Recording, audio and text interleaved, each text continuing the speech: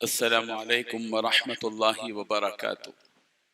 جب ہماری زندگی کے اخلاق اور کردار کی بات آتی ہے، معاملات جو آپس میں ہوتے ہیں وہ معاملات کی بات آتی ہے، اور ہماری معاشرتی زندگی کی بات آتی ہے، تو ہم نبی رحمت صلی اللہ علیہ وسلم کی زندگی سے بالکل لاپرواہ ہو جاتے ہیں اور اپنے آپ کو آزاد سمجھتے ہیں۔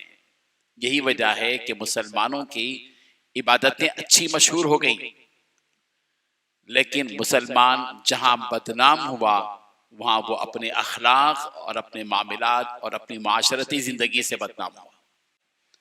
اور جب اللہ نے خود فرمایا کہ فَانْكِحُوا مَا طَابَ لَكُم مِّنَ النِّسَاءِ، عورتوں میں جو تم کو پسند ہو نکاح کرو، تو اس کا مطلب یہ ہے کہ نکاح کا حکم اللہ نے دیا ہے، نکاح کی نسبت اللہ سے بھی ہے، نکاح کی نسبت نبی سے بھی ہے، اور جس نکاح کی نسبت اللہ اور اس کے رسول سے ہو وہ دنیاوی عمل نہیں ہے، وہ ایک عبادت ہے۔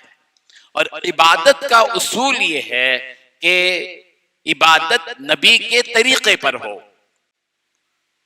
ہم نماز نبی کے طریقے پر پڑھتے ہیں، روزہ نبی کے طریقے پر رکھتے ہیں، زکوٰۃ نبی کے طریقے پر دیتے ہیں، حج نبی کے طریقے پر کرتے ہیں، عمرہ نبی کے طریقے پر کرتے ہیں، قربانی نبی کے طریقے پر کرتے ہیں۔ لیکن جب نکاح کی بات آتی ہے تو ہم سب آزاد ہو جاتے ہیں۔ نتیجہ یہ ہوا کہ ہماری شادیوں کو ہم نے غیروں کے طریقے سے انجام دینے کا سلسلہ مدتوں سے شروع کیا۔ اب وہ اتنا مضبوط پکڑا ہوا ہے کہ اب ہماری زندگیوں سے وہ طریقے جن کا تعلق غیروں سے ہے چھوٹنے نہیں پاتا۔ بارات کا اسلام سے کیا تعلق ہے؟ منگنی کا اسلام سے کیا تعلق ہے؟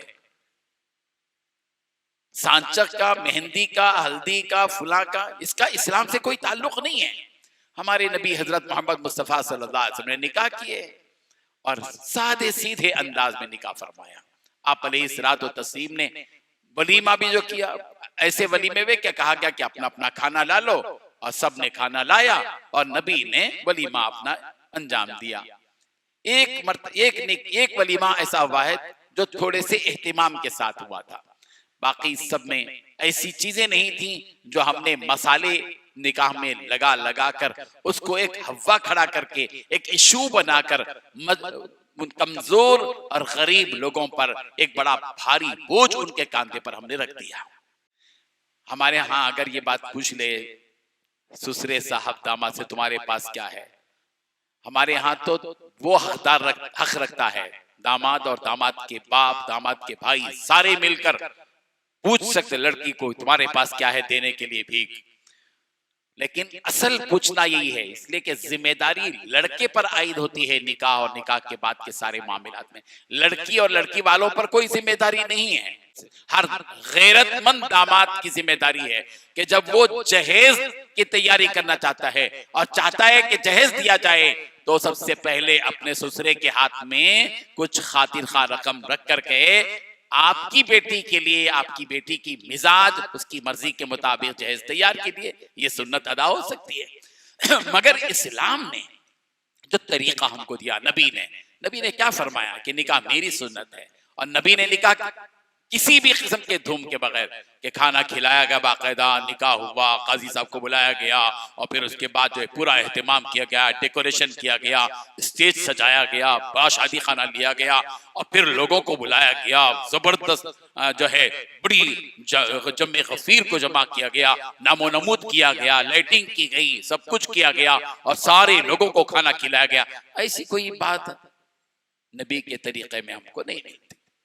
جن کپڑوں پر حضرت فاطمہ تھیں، کام کر رہی تھیں، انہی کپڑوں سے سرکار نے حضرت فاطمہ کا ہاتھ پکڑا، حضرت علی کے گھر گئے، دروازہ کھٹکھٹایا اور کہا کہ علی یہ تمہاری امانت ہے، یہ تمہاری امانت ہے، تمہارا نکاح ہو چکا ہے، فاطمہ تمہارے گھر چھوڑ کر آ گئے اللہ کے نبی صلی اللہ علیہ وسلم۔ یہ ہے وہ چیز جو بتاتی ہے سادگی کی۔ پیغمبر کی زبانی یہ بات کہی جا رہی ہے، وَمَا أَنَا مِنَ الْمُتَكَلِّفِينَ، میں تکلف کرنے والوں میں سے نہیں ہوں، بناوٹ کرنے والوں میں سے نہیں ہوں۔ یہ جتنی شادیاں اور ان شادیوں میں جتنی رسومات اور ان شادیوں میں جتنے بکھیڑے ہیں اور ان شادیوں میں جتنی تکلفات ہو رہے ہیں، ان کا ریل زندگی سے کوئی تعلق نہیں ہے، یہ صرف ایک بناوٹ ہے۔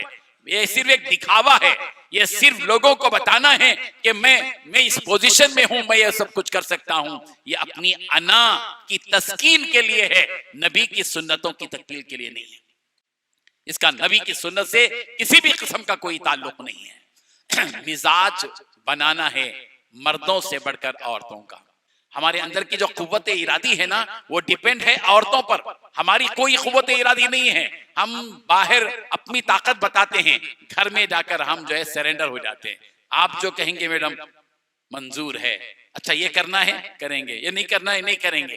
یہ عملی طور پر ہمارے ہاں نکاح کے سلسلے میں بالخصوص جو رواج چل پڑا ہے، یہ بہت ہی بھیانک رواج ہے، اور اس سے خاندانوں کی زندگیاں تباہ ہو رہی ہیں، بچیوں کی زندگیاں تباہ ہو رہی ہیں، اجیرن ہو رہی ہیں. اور وہ بچیاں جو برداشت سے باہر ہو جاتی ہیں اور ان کو کوئی مسلمان لڑکا سادگی کے ساتھ نکاح کرنے اور اس کے باپ کی مجبوری کو سمجھنے کے لیے نوجوان تیار نہیں ہوتا، تو وہی بچی ہمارے مذہب سے باہر کے فرد سے تعلق پیدا کرتی ہے، اور پھر جو ہے کوئی ایسا رخ اختیار کرتی ہے جو سماج کے لیے شرمندگی کا باعث ہوتا ہے.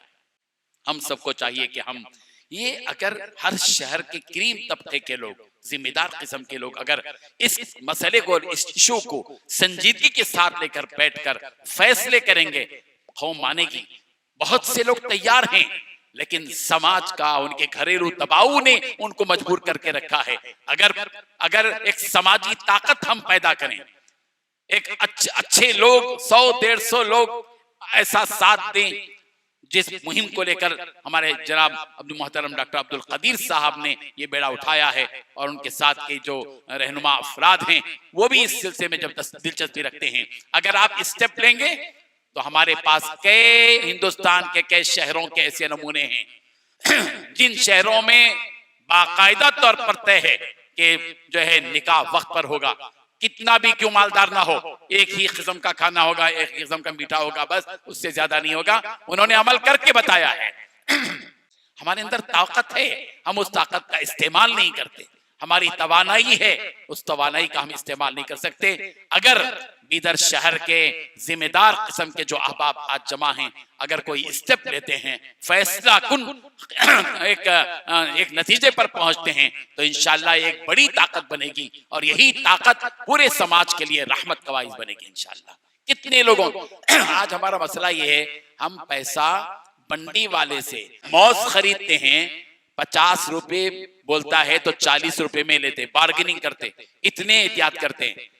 وہی لوگ جب شادی کرتے ہیں شیطانی عمل میں بے درے خرچ کرتے ہیں، پھول والے کے لیے، فلاں کے لیے، اسٹیج کے لیے، اس کے لیے، کھانے کے لیے، کیٹرنگ کے لیے. وہاں کوئی جو بارگننگ نہیں کرتے، وہاں جا کے بہت زبردست معیاری آدمی بن جاتے ہیں. یہ بے وقوفی کی بات ہے کہ جس مال کو ہم نے بڑی محنتوں سے کمایا، صرف 1 یا 2 دن میں ہم نے اس کو بے تحاشا خرچ کر دیا، اور اپنے آپ کو نبی کا امتی نہیں بلکہ ان المبذرین کانوا اخوان الشیاطین، شیطان کے بھائی بننے کا ایوارڈ لے لیا. ہم شیطان کے بھائی بن جاتے ہیں. یہ تو بہت بری بات ہے. اس سلسلے میں ہم کو اسٹیپ لینا چاہیے.